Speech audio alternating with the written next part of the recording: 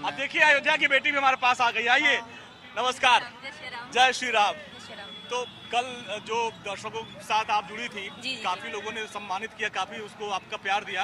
आज फिर आइए, देखिए तमाम लोग बाहर से आए हैं, कह रहे हैं नगरी हो अयोध्या से रघुकुल सा घराना हो, ये लोग बहुत प्रभावित हो गए। जी देखिए, हमारी अयोध्या जो नगरी है ये वैकुंठ से कम नहीं है और शास्त्रों में वैकुंठ का बहुत वर्णन किया गया है। सारे कर्म ही वैकुंठ के लिए कहे गए हैं कि हमें जितने कर्म करने हैं, हमें मोक्ष प्राप्त करना है, वैकुंठ प्राप्त करना है। लेकिन जो अयोध्या के संतों की अगर हम बात करें ना, तो अयोध्या के संत एक ही चीज कहते हैं, धर्म न अर्थ न काम रुचि, गति न चाहो निर्वाण, जन्म जन्म रति राम पद यह वरदान नान। अर्थात ये कि जितने भी जन्म हम मतलब भजन करें तो भगवान, हम यही चाहते हैं कि हमें भगवान हमारी भक्ति का फल मोक्ष ना दे। वैकुंठ नहीं चाहिए मुझे अयोध्या में जन्म चाहिए। जैसे ब्रजवासी हैं तो ब्रजवासी ब्रज की धूल बनना चाहते हैं, और अयोध्या के जो संत है वो अयोध्या के संत बनना चाहते हैं, वो बार बार अयोध्या में जन्म लेना चाहते हैं। मर्यादा पुरुषोत्तम भगवान श्री रामचंद्र की जय। तो ये है हमारी अयोध्या। तो आप तो बहुत सौभाग्यशाली हैं। जी बिल्कुल, आपको यही की है। हाँ बिल्कुल, ये ठाकुर जी ने, हम सचमुच में अपने आप को बहुत सौभाग्यशाली मानते हैं कि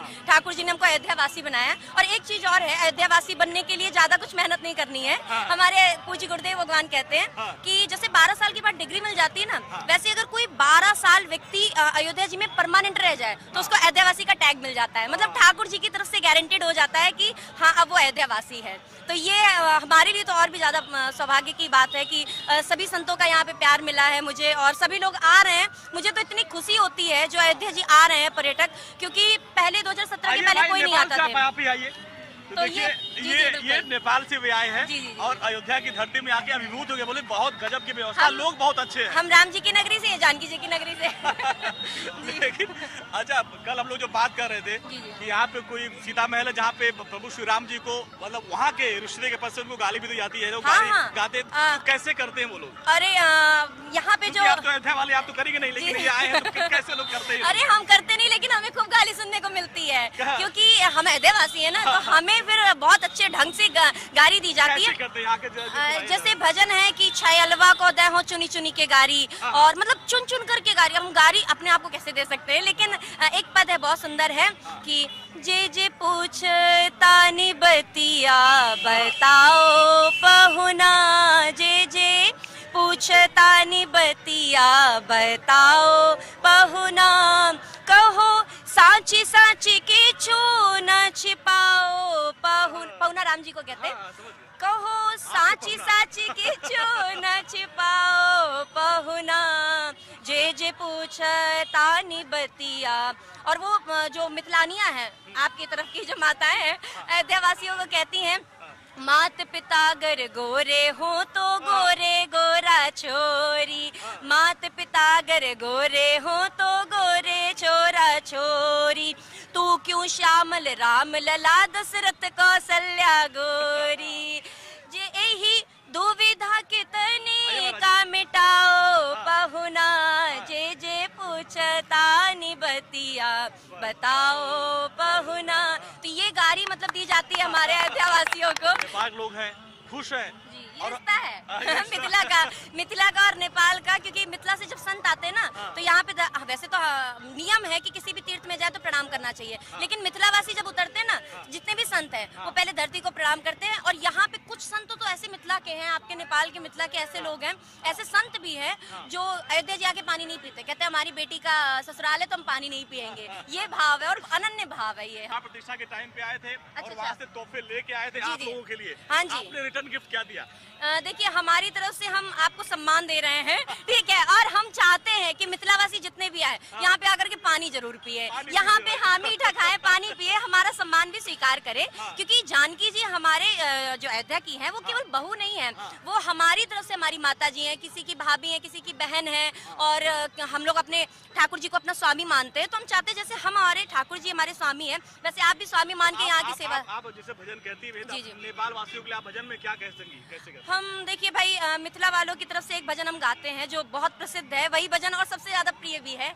आजो मिथिला नगरी निहाल सखिया, क्योंकि हमारे जो रामचंद्र जी हैं वो अयोध्या से मिथिला वालों का भाव है, जब मिथिला में जाते हैं तो मिथिला वाले कहते हैं कि भाई ऐसा है आपके राम जी कभी यहाँ से गए ही नहीं, चारों दूल्हा सरकार यहीं पे रह गए, क्योंकि हम अपनी बेटियों को नहीं भेज सकते, तो इसीलिए मिथिलावासी कहते हैं आजो मिथिला नगरिया निहाल सकिया, चारों दुल्हा में बड़े का कमाल सकिया हो, चारों दुल्हा में बड़े का कमाल सकिया, जिनका लागी जोगी मुनि जप तप कैलन, से ही हमरा मिथिला में पाहुन बन के अइलन, से ही हमरा मिथिला में पाहुन बन के अइलन। तो वो जिनके लिए ऋषि मुनिगण तपस्या करते हैं वो हमारी मिथिला में निवास कर रहे हैं, और हम तो चाहते हैं, हम क्योंकि कथा में जाते कथा कहते हैं, तो हमको ही राम जी को गारी भी सुनानी पड़ती है, तो बड़ा अच्छा भाव लगता है।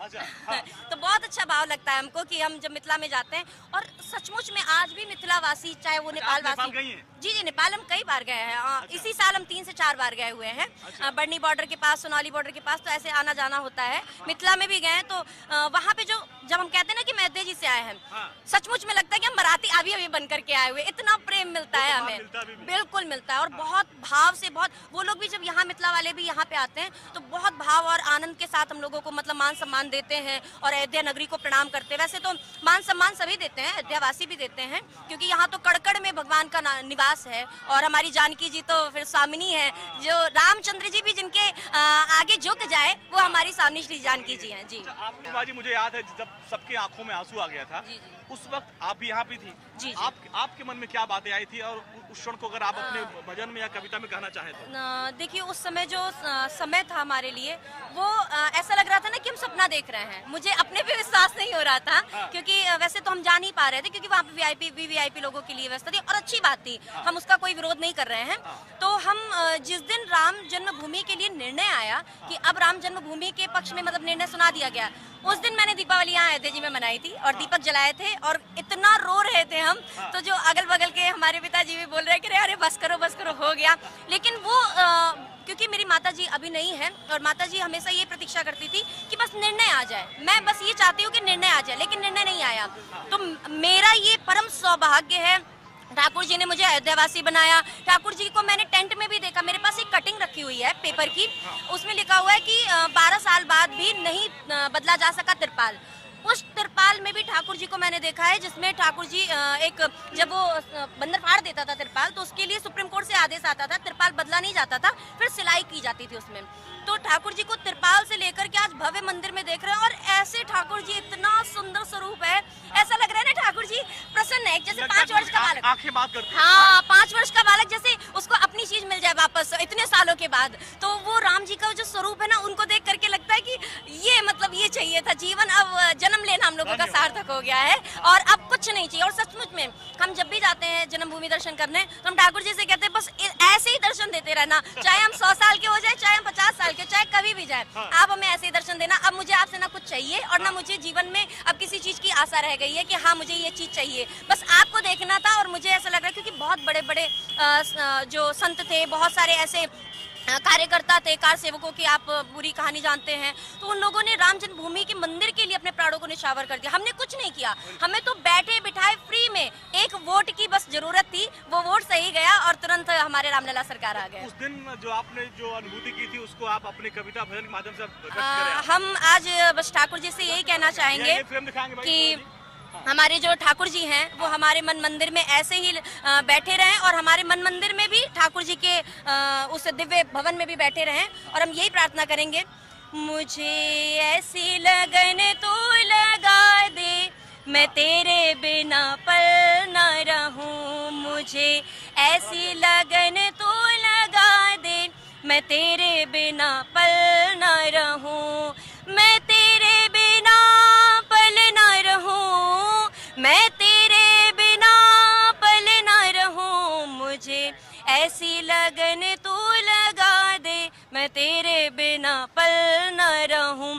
जैसे जल बिन मछली पल ना रहे, जैसे जल बिन मछली पल ना रहे, ऐसे तड़पूं मैं घड़ी घड़ी तेरे लिए हो, ऐसे तड़प तड़पूं मैं घड़ी घड़ी तेरे लिए, दिल में प्यार वाला दीप जला दे, मैं तेरे बिना पल न रहूं, दिल में प्यार वाला दीप जला दे, मैं तेरे बिना पल न रहूं। मर्यादा पुरुषोत्तम भगवान श्री रामचंद्र की। अयोध्या से है कि बाहर से आए? मैं यही अयोध्या से है ना। आपके लिए तो बहुत भावुक